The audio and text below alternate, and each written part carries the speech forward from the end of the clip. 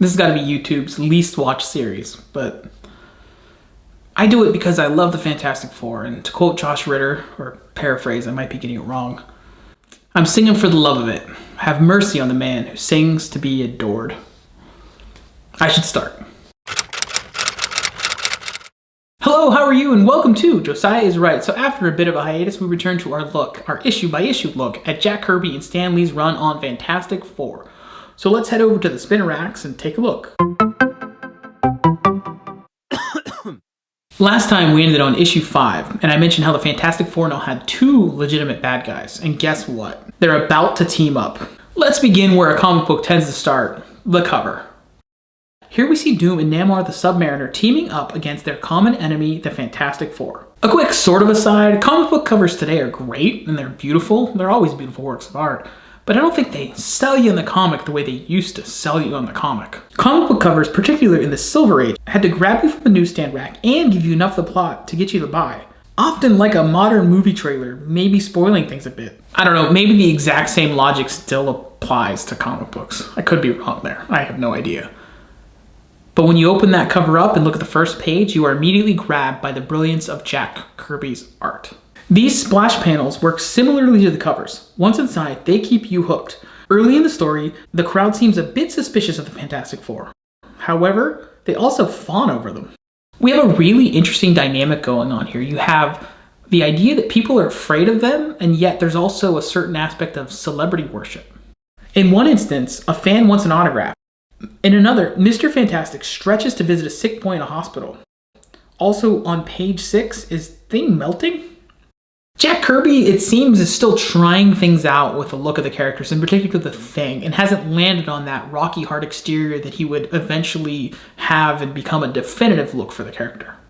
Part 2 begins, and we finally see our villains having a chat. You get some great Kirby illustration. The art here shows the power of the characters.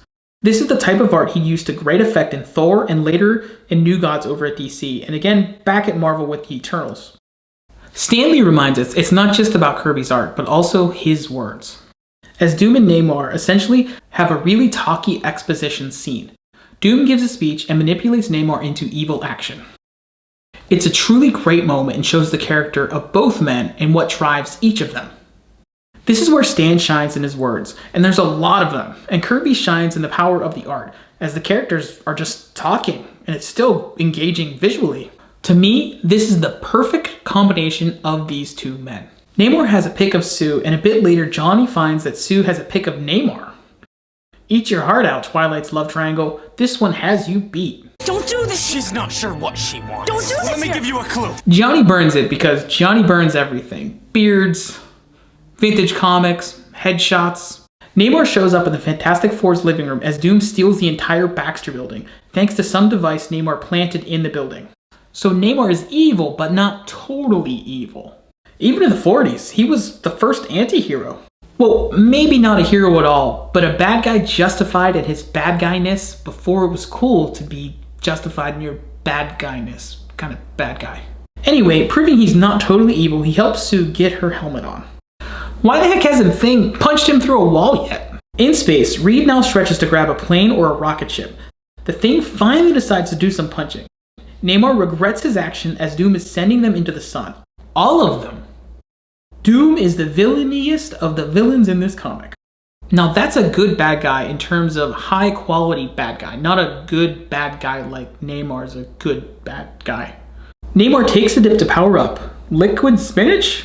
Or maybe just steroids? Incidentally, one of Jack Kirby's first professional jobs was as an in-between for Fleischer Studios, drawing things like Popeye's arm over and over again. Namor gets angry and powered up. Doom tries to shock Namor, but Namor goes eel, electric eel, absorbing the energy and firing it back at Doom. I didn't know he could do that. Can he still do that? The building safely and softly returns to Earth. On its own? I'm not sure. The comic doesn't really tell us. At least Reed should have done something to pilot it down, but it's not my job to tell Stan Lee or Jack Kirby how to tell a story. Such as by adding a narration box that ties up that totally insignificant loose end. In the end though, Stan Lee's poetic writing makes up for it. Overall, we have another fantastic issue of the Fantastic Four, and we'll be back for issue 7 at some point in the future. even if you're not watching, because I'm doing it for the love of it. Have mercy on the man who YouTubes to be adored.